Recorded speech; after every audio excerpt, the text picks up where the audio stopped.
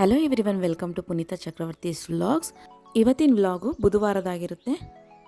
ಇವತ್ತಿನ ವಿಡಿಯೋದಲ್ಲಿ ನಾನು ಬುಧವಾರ ತಿಂಡಿಗೆ ಏನು ಮಾಡಿದ್ದೆ, ಬೆಳಗ್ಗೆ ತಿಂಡಿಗೆ ಅಂತ ಹೇಳ್ಬಿಟ್ಟು ವಿಡಿಯೋ ಅಪ್ಲೋಡ್ ಮಾಡ್ತಾಯಿದ್ದೀನಿ.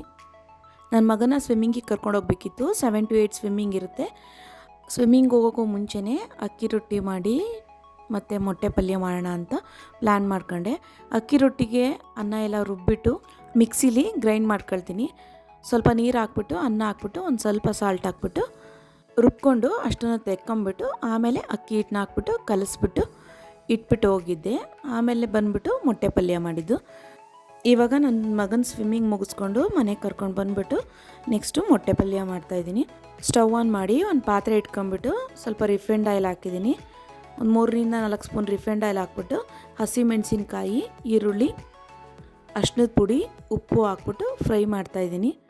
ಸ್ವಲ್ಪ ಫ್ರೈ ಆದಮೇಲೆ ಇದಕ್ಕೆ ಶುಂಠಿ ಬೆಳ್ಳುಳ್ಳಿ ಪೇಸ್ಟ್ ಸೇರಿಸ್ತಾ ಇದ್ದೀನಿ. ಶುಂಠಿ ಬೆಳ್ಳುಳ್ಳಿ ಪೇಸ್ಟು ಸ್ವಲ್ಪ ಫ್ರೈ ಆದಮೇಲೆ ಟೊಮೊಟೊ ಹಾಕ್ಬಿಟ್ಟು ಫ್ರೈ ಮಾಡ್ತಾಯಿದ್ದೀನಿ. ಟೊಮೊಟೊನೂ ಸ್ವಲ್ಪ ಫ್ರೈ ಆಗಬೇಕು. ಸ್ವಲ್ಪ ಗರಂ ಮಸಾಲ ಹಾಕ್ತಾಯಿದ್ದೀನಿ, 1/2 ಟೀ ಸ್ಪೂನ್ ಗರಂ ಮಸಾಲ ಹಾಕ್ಬಿಟ್ಟು ಮಿಕ್ಸ್ ಮಾಡಬೇಕು. ನಾನಿವಾಗ ಒಂದು 6 ಮೊಟ್ಟೆ ತೊಗೊಂಡಿದ್ದೆ. ಅದನ್ನು ಒಂದು ಬೌಲಿಗೆ ಹಾಕ್ಬಿಟ್ಟು ಚೆನ್ನಾಗಿ ಬೀಟ್ ಮಾಡ್ಕೊಳ್ತಾ ಇದ್ದೀನಿ. ಅದು ಬೀಟ್ ಮಾಡಾದಮೇಲೆ ಮೊಟ್ಟೆನ ಈ ಪಾತ್ರೆಗೆ ಹಾಕ್ಬಿಟ್ಟು ಮಿಕ್ಸ್ ಮಾಡಿಬಿಟ್ಟು ಫ್ರೈ ಮಾಡಬೇಕು. ಹಾಗೆ ಒಂದು 2 ನಿಮಿಷ ಫ್ರೈ ಆದಮೇಲೆ ಅದಕ್ಕೆ ಕೊತ್ತಂಬರಿ ಸೊಪ್ಪು ಸೇರಿಸ್ಬಿಟ್ಟು ಮಿಕ್ಸ್ ಮಾಡಿಬಿಟ್ಟು ತೆಗೆದ್ರೆ ಆಯಿತು, ಮೊಟ್ಟೆ ಪಲ್ಯ ರೆಡಿ ಇದೆ.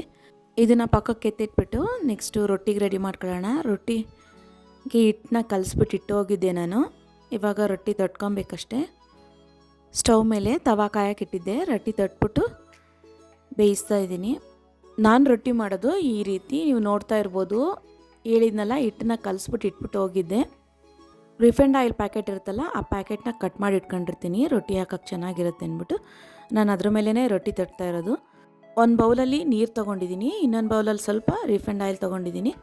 ರಿಫೈಂಡ್ ಆಯಿಲ್ ಯಾಕೆ ತೊಗೊಂಡಿದ್ದೀನಿ ಅಂತೇಳಿದ್ರೆ, ಪ್ಲಾಸ್ಟಿಕ್ ಕವರ್ ಮೇಲೆ ರೊಟ್ಟಿ ಹಾಕುವಾಗ ಕವರ್ಗೆ ರೊಟ್ಟಿ ಅಂಟಬಾರ್ದು ಅಂದ್ಬಿಟ್ಟು ಪ್ಲಾಸ್ಟಿಕ್ ಕವರ್ ಮೇಲೆ ಸ್ವಲ್ಪ ಎಣ್ಣೆ ಹಾಕ್ಬಿಟ್ಟು ಆಮೇಲೆ ರೊಟ್ಟಿ ತಟ್ತೀನಿ. ರೊಟ್ಟಿ ತಟ್ಟುವಾಗ ಮೇಲ್ಗಡೆ ನಾನು ಹಾಕ್ತಾ ಇರೋವಂಥದ್ದು ನೀರು ಹೆಚ್ಕೊಂಬಿಟ್ಟು ರೊಟ್ಟಿ ತಟ್ತಾಯಿದ್ದೀನಿ.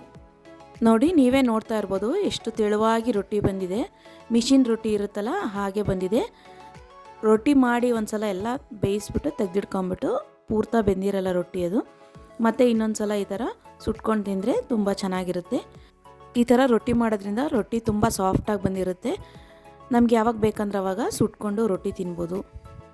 ರೊಟ್ಟಿ ಎಲ್ಲ ಮಾಡಿ ಮುಗೀತು. ರೊಟ್ಟಿ ಪಲ್ಯ ಎರಡೂ ರೆಡಿಯಾಗಿದೆ. ಇವಾಗ ನನ್ನ ಮಗನಿಗೆ ಲಂಚ್ ಬಾಕ್ಸ್ನ ಪ್ಯಾಕ್ ಮಾಡ್ತಾಯಿದ್ದೀನಿ.